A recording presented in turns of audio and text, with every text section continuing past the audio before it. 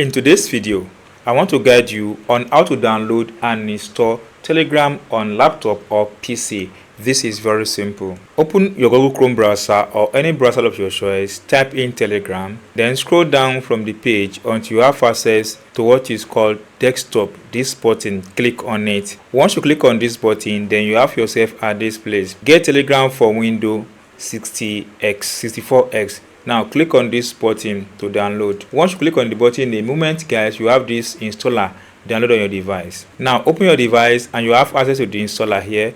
Double click on it. Once you click on it, click on run. Now it comes out like this. Click on this one that says English to select your language. If you are not speaking English, just click on it and select your language. Click on OK. Now it comes like this. Click on next. Click on next up menu. Make sure you check this box if you don't want to create a startup menu.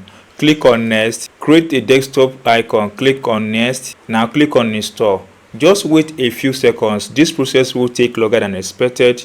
In a few moments, the Telegram app will be installed successfully on your device. Now that I've done that, now you have access to Telegram button here. Then close this button to click finish. Now that I've installed it, you can now come to your desktop and launch this Telegram app on your device.